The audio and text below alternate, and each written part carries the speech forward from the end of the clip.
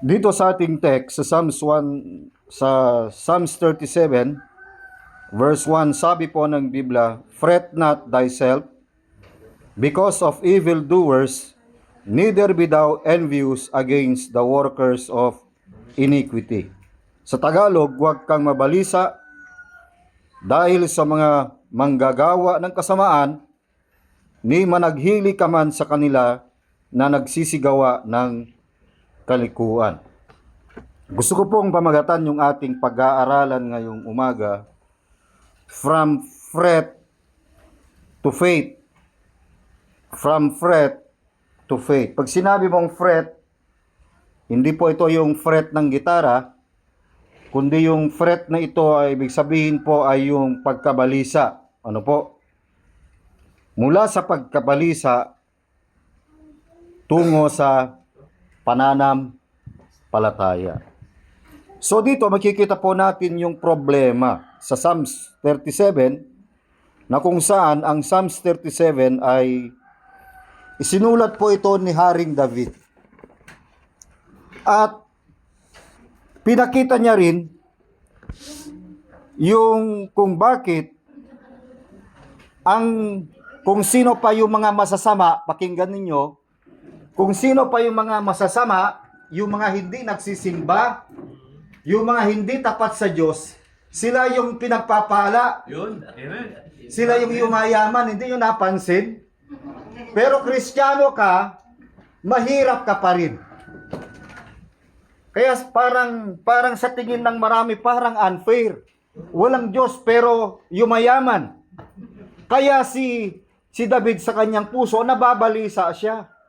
Kaya sabi ni David, "Fret not thyself." Huwag kayong maligalig kung sila ay pinagpapala. Mga gumagawa yan ng kasamaan eh. Evil doer yan eh. Mga ano yan, mga nangongotong. Mga mandarambong. Mga kurap. Kung bakit sila pinagpapala? Kasi madadaya po sila. Yun yung sabi po rito. Kaya, sabi ni David, "Neither be thou envious." Huwag kang mainggit. Huwag kang managhili against the workers of iniquity. Kaya minsan, bakit ito? PO1 pa lang mansion ng bahay. May Fortuner agad. Hindi kayo nagtataka? May kilala kayong mga ganon? Marami. May something, di ba? Kaya minsan, si David, sinasabi niya ito. Pero sabi ni David, hindi yan magtatagal. Yun yung problema na iniisip niya. The problem, we look at the world and see evil people succeeding.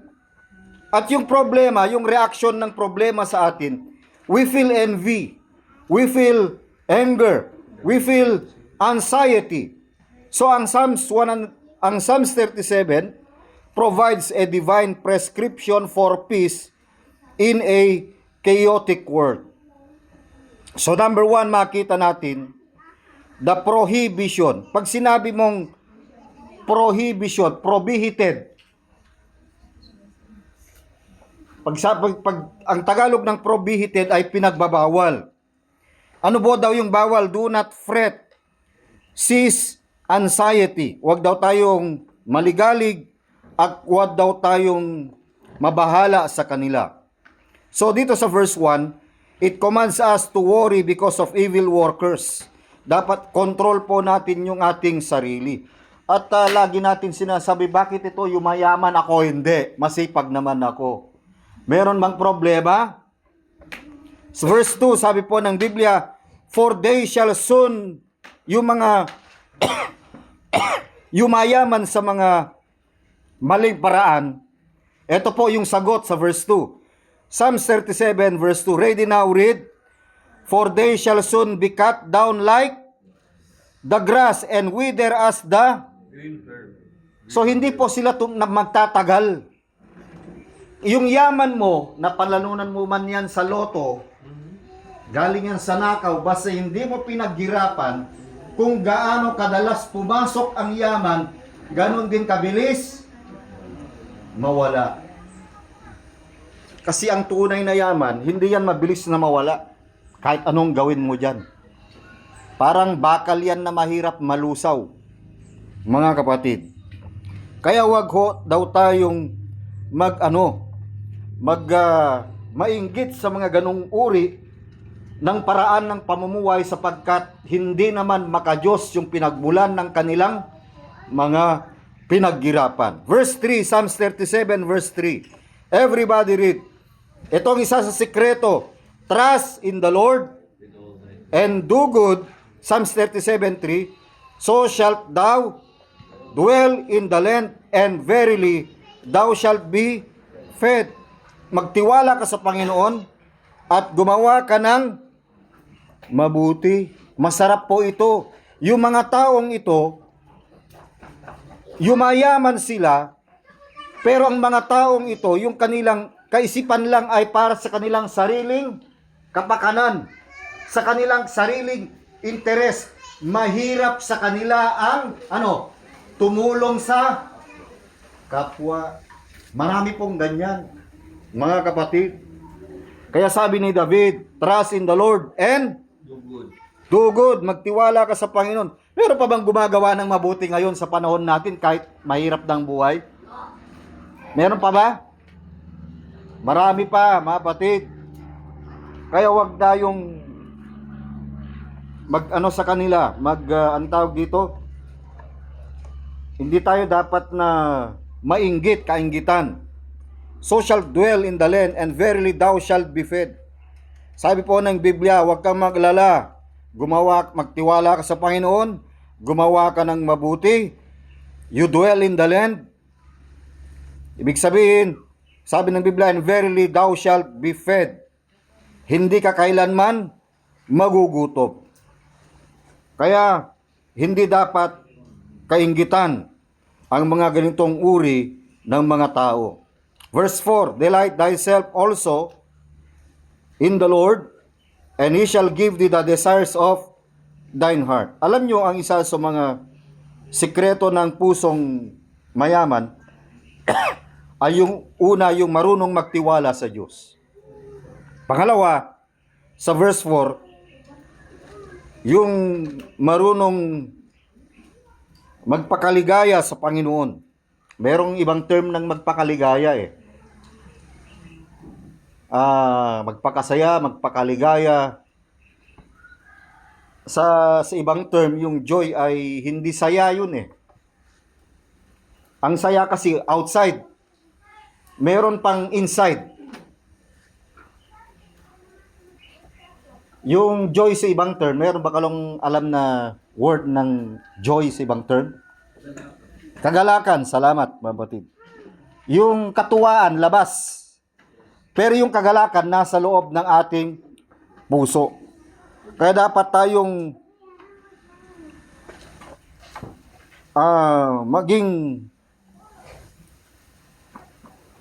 magkaroon ng kagalakan sa Panginoon. At bibigyan kaya ng nasa ang iyong puso.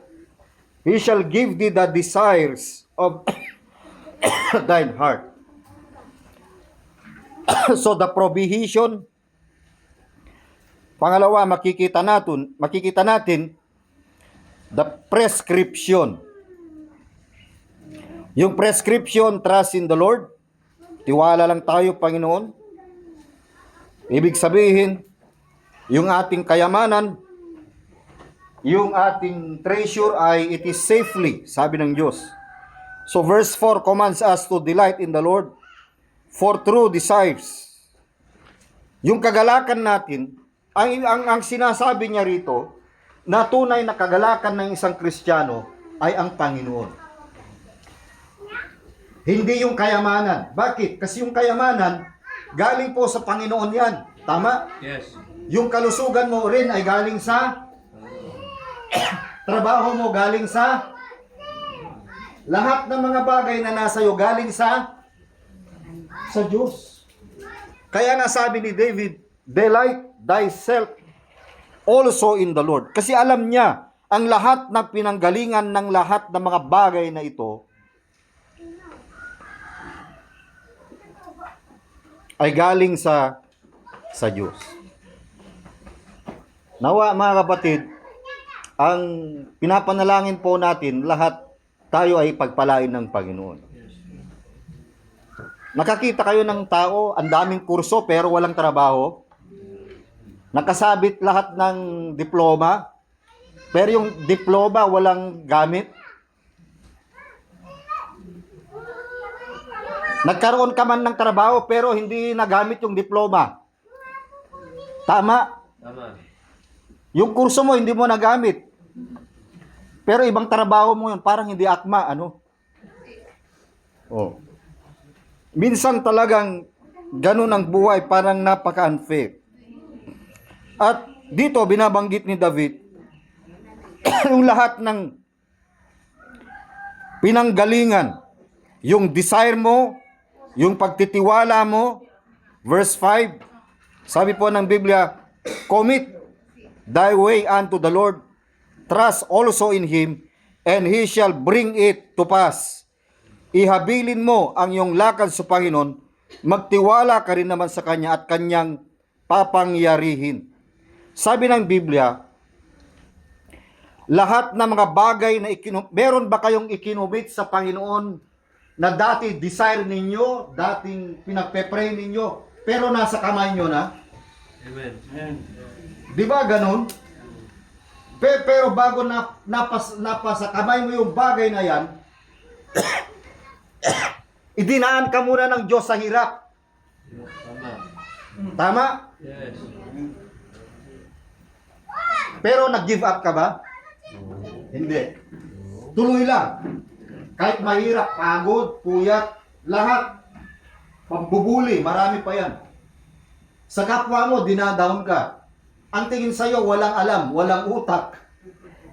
Pero naabot mo yung pangarap. Bakit? Kasama mo ang Diyos kahit walang tumulong sa'yo. Nung umangat ka, dati nga, hindi ka nga kilala ng tao eh. Ngayon, nung pinagpapala ka, talagang makikita mo, yung tao, maraming nag-hello sa'yo kasi kailangan ka nila. Minsan ganun ang buhay. Pero sabi ni David, commit thy way unto the Lord. Trust also in Him. Magtiwala ka lang. Mga kabataan, huwag kayong mag-give up sa mga pangarap.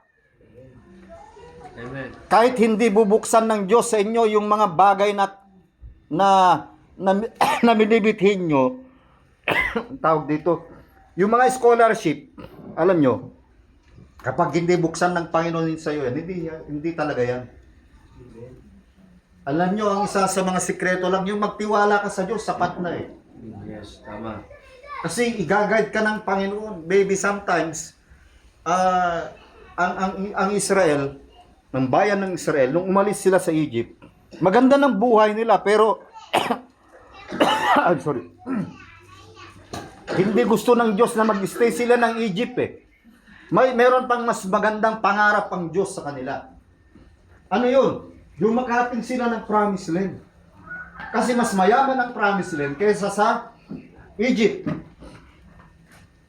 Sabi ng Diyos kay Moses, 40 days lang. Pero ano nangyari? Ay 40 years, wandering in the wilderness. Bakit nakaganon? Instead of 40 days, naging 40 years. Anong problema? Disobedient. Yun ang naging problema. Kung bakit nagkakabangki-bangking ang buhay, dahil hindi sila natuto na magtiwala sa Diyos. Yung iba, 10 years nang kumukuha ng course, hindi pa matapos-tapos, pabalik-balik lang. Yung iba naman, ang daming kurso na natapos pero wala pang trabaho.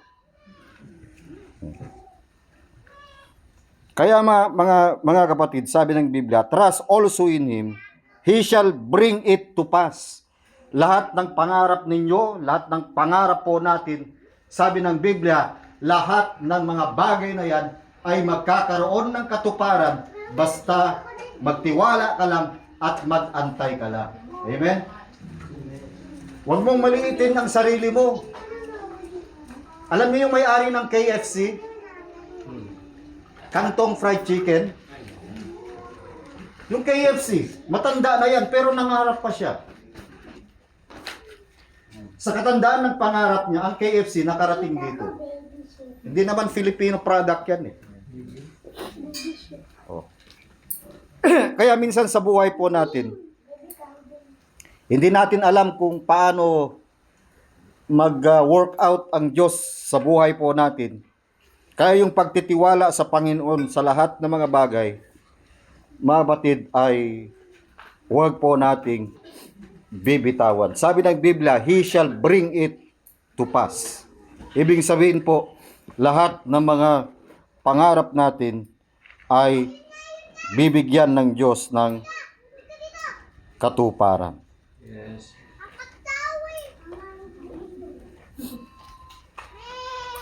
Nasaan na ba yun? Anong verse na ba yun? 5. Sa verse 5. Okay. Kanina nakita natin the provision. Pangalawa, the prescription. Pangatlo, the promise. Kaya wala kang karapatan na mainggit sa masamang bagay. Kung nauna man ang pagpapala nila. Kasi sabi ng Diyos sa kanila, they shall be cut soon as a grass. Ang grass, hindi yan nananatili, ang damo. Bakit? Kasi short lang yan eh. Short lang yan. Mayaman ngayon, bukas bagsak na. Nakakita kayo ng ganun? Dati mayaman, pero noon silang pinakamayaman, ngayon hindi na. Parang meron dito yung gumagawa ng jeep, yata yung pinakamayaman doon sa Basi. Pero ngayon hindi na, di ba? Bakit? Ang kayamanan kasi parang ano yan, may pakpak yan. Kapag hindi yan na-manage ng tama, yan din po ay lilipad. What is the promise? Verse 23. Psalms 37, 23. Okay, verse 9 muna tayo. Psalms 37 verse 9, for evil doers, ito yung mga akala natin talagang pinagpapala ng yaman. Evil doers pala sila. Shall be cut off. Hindi sila mananatili. But those that wait upon the Lord, They shall inherit. they shall inherit the earth. Kaya dun sa sa verse 23, Psalms 37:23, hindi natin basahin lahat ito sapagkat napakahaba nito, 40 verses I think. The steps of a good man Okay, verse 23, the steps of a good man are ordered are ordered by the Lord. Lahat yung lakad pala ng isang mabuting tao ay it was ordered. It was established. Alam niyo yung hagdan? Alam niyo yung hagdan? Yes. Minsan yung humagbang mahirap lang sa una. Yung first step. Ngayon, yung hagdan ng buhay natin, yung humagbang ka ng minsan, napakahirap. Pero kapag naka-step ka na, tuloy-tuloy na. Tama? Yes. Bakit? It was already ordered by the Lord. It was already established by the Lord. Nung in-establish ng Panginoon, sabi ng Bible, and He delighted this way. Ang Diyos ay nasiyahan po doon, nagagalak ang Panginoon. Verse 24. Psalms 37, verse 24, everybody read. Though he fall, he shall not be utterly cast down, for the Lord upholdeth him with his hand. Ang isang Kristiyano na yumaman, pwede ba siyang mag-back to zero? Yes. Pwede, hindi? Pwede. Bakit kung kailan ako naging primitive Baptist? Mayaman ako noon. Bakit ako naghihirap na? Mali kaya yung napuntahan ko?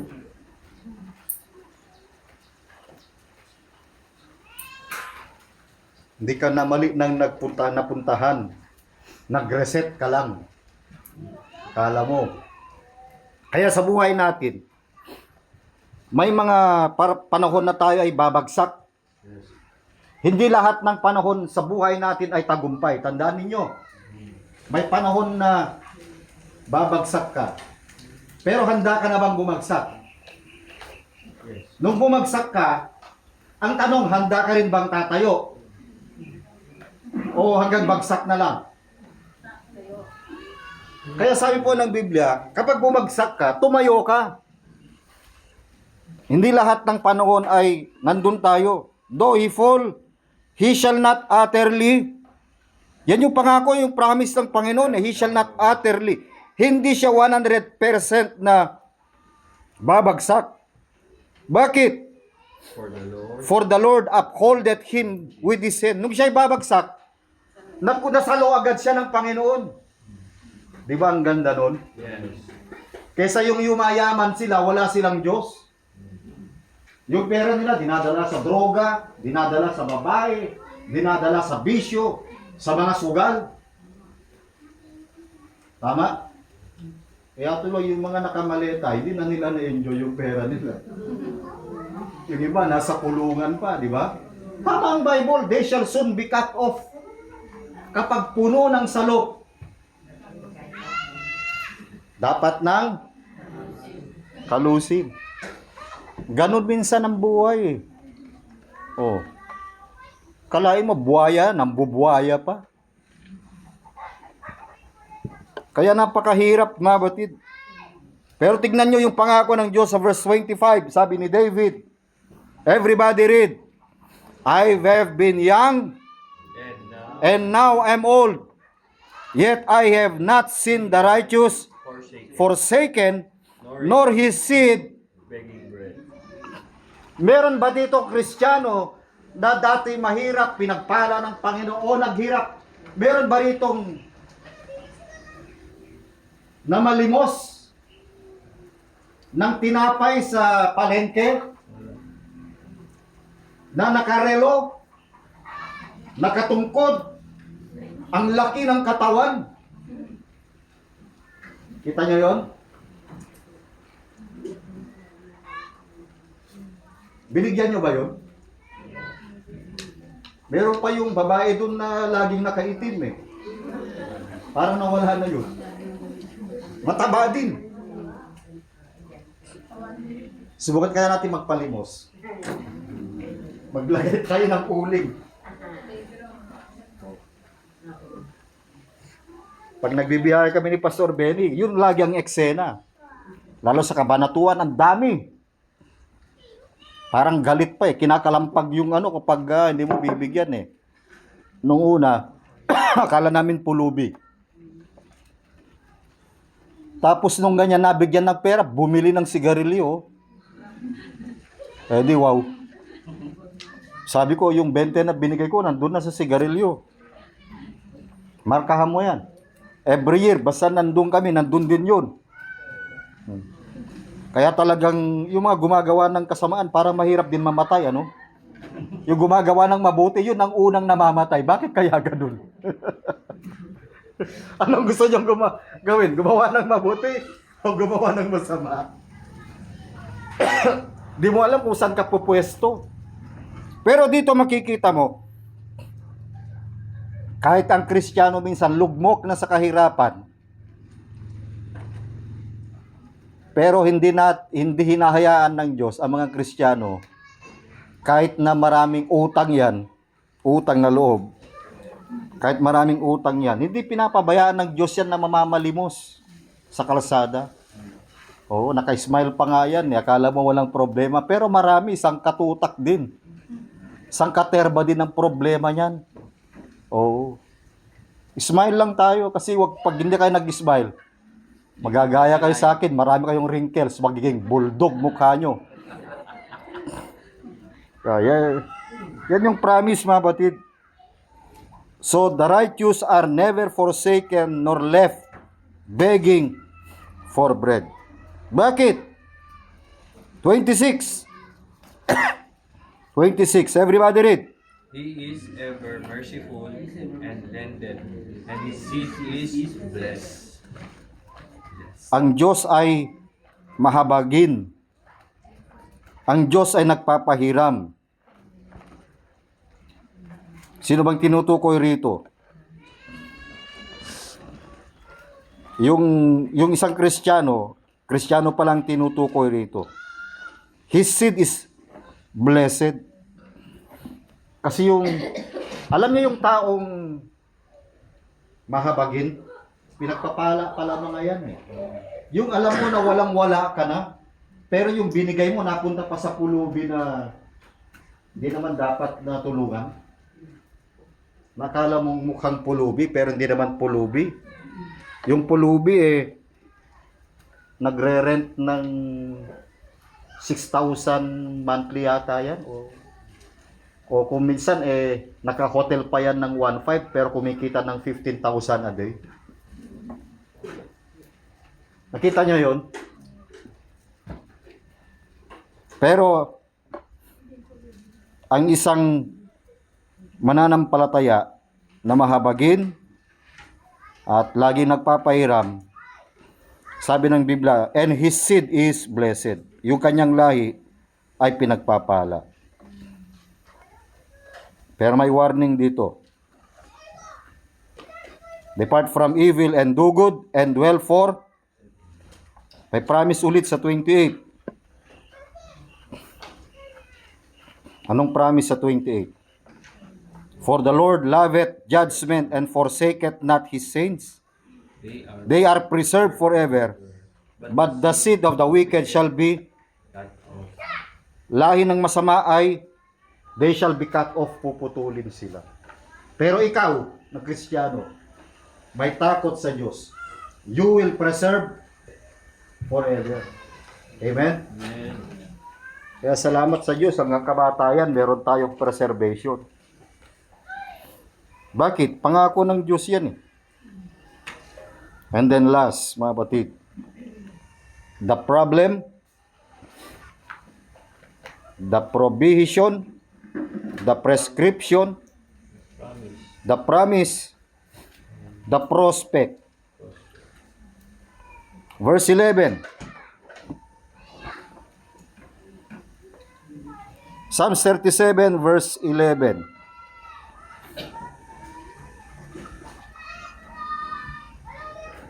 But the meek shall inherit the earth and shall delight themselves in abundance of peace. Ngunit ang maamo ay magmamana ng lupain at masasayan sa kasaganaan ng kapayapaan. Alam niyo yung kasaganaan, hindi lang kapayapaan ang kasaganaan dito, maging mga material na bagay. May mga taong sagana sila, pero yung kanilang buhay malungkot. Nakakita kayo ng ganon? Mayaman sila, sagana sila, pero buhay nila malungkot. May malaking bahay, pero halos walang nakatira dun sa bahay. Puno ng kamera, mataas ang pader, ano pa, barbed wire, hindi na kontento, nilagyan pa ng bubog, barbed wire, nilagyan pa ng kuryente, danger, high voltage. Saan ang peace doon?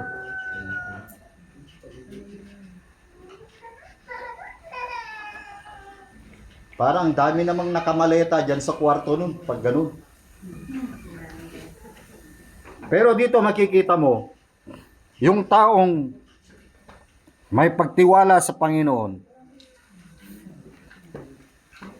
kahit na natutulog lang yan sa silong ng kawayan, nakatali lang yung duyan dyan, walang magnanakaw na pupunta dyan kasi wala namang mananakaw sa kanya eh. Ganon yun mga kapatid. Kaya, salamat sa Diyos dahil makikita natin, kahit walang-wala po tayo, makikita natin yung abundance of peace. Mahirap yung natutulog ka gabi-gabi. May nambabato. Noong araw, naranasan namin ito, pero ewan ko, namatay na yata yung nambabato dun sa basi. Wala, hindi nagtagal. Bakit? Kasi sabi ng Panginoon, kahit anong yaman yan, kahit anong kalokohan yan, the wicked shall be cut off. Hindi yan magtatagal. Kahit magkahamon yan, Tatay Eping, kahit yugyugin niya pa yung gate mo, the wicked shall be cut off. Marami tayong experience talaga na dinadaanan, pero makikita natin yung buti ng Diyos. Hindi ba tayo gumaganti sa kanila? Pero ang Diyos ang gumanti sa kanila. Wala silang kawala. Verse 37. Verse 37, mga kapatid. Mark the perfect. Yan. Ito muna tayo. Dito muna tayo sa negative. Dito sa verse 35. I have seen the wicked in Great power. and spreading himself like a green. Green, big, green. Grabe, ano? Makikita mo yung masama, talagang lahat ng bagay nasa kanya, para siyang yung dakilang kapangyarihan nasa kanya lahat. He is spreading like a green bay tree. Lumalaganap na gaya ng sariwang punong kahoy sa kanyang lupang tinubuan.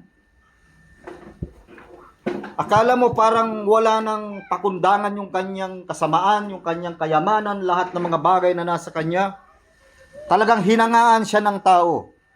Pero dumating yung kanyang ending. Verse 36, ito ay pinakamalungkot. Yet he, Pass away. and lo, he was not. Yeah, I saw I sought him. him but could not be. Oh, Wala sa listahan ng buhay. Hinahanap ko pero hindi ko makita. Pero nung siya ay nabubuhay pa, makapangyarihan lahat, control. Parang green bay tree pero walang sumisilong. Nakakita kayo ng ganun? Ang ganang bahay pero walang nakikisilong. Walang pumapasok. He's like a green bay tree. Yet he passed away. Parang si ano to eh. Si Enrile. Di ba ganun? Dami dito, no? Pero nung namatay siya, sinumpa pa siya, di ba? Yung patay ka na nga, isusumpa ka pa rin ng tao. Yung mamatay ka, pero masaya ang tao dahil namatay ka. Ano kaya yun? Walang iyak, wala kang makitang pag-iyak eh. Masaya eh. Maawit pa ng ano. Ano yun? Lupang hinirang. Pag naglupang hinirang ang radyo, anong ibig sabihin nun? Paggabi. Cut off na yun. Ganun po, ganito po yung buhay. I sought him but he could not be found. O, dun naman tayo sa perfect man. Dun sa ano, Kristyanong tapat. Mark the perfect man and behold the upright. For the end of that man is may kapayapaan. Rest in. May you rest in. 38. But the transgressors shall be destroyed together.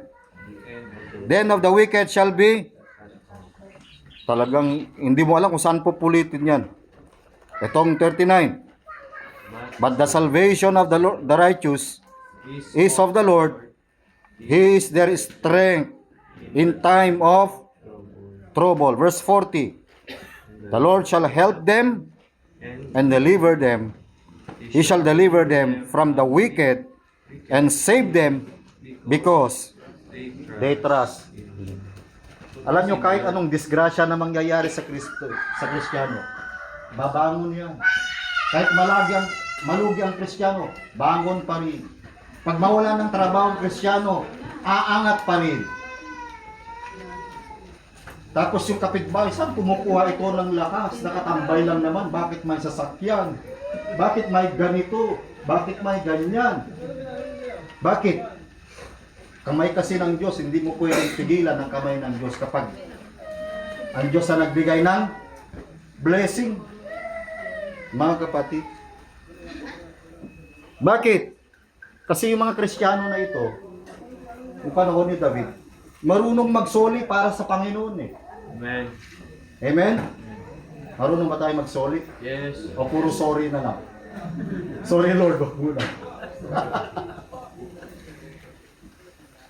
Kaya nung nalaman ni David dito, sabi niya, ay, ganito pala buhay ng mga yan. Bakit ako maiinggit? Galing pala lang masama yung mga yaman ng mga yan O, huwag na natin sila intindihin. Intindihin mo kung paano ka magsimula. Okay, magtiwala ka lang. And God will bring it to pass. Lagi natin tandaan, trust in the Lord and God will bring it to pass. Lahat ng bagay at panalangin natin, wag lang, yan ay magkaroon ng katuparan yan. Basta magtiwala lang po tayo. Amen. Tumayo tayo ng lahat mga kapatid at tayo po ay manalangin. Dakilang Diyos, salamat po sa iyong salita. Salamat sa bawat mga mensahe namin ng pakinggan. Kayo pong patuloy na mangun at pagpalang yung araw. In Jesus' name. Amen. Okay, tayo po yung umawit.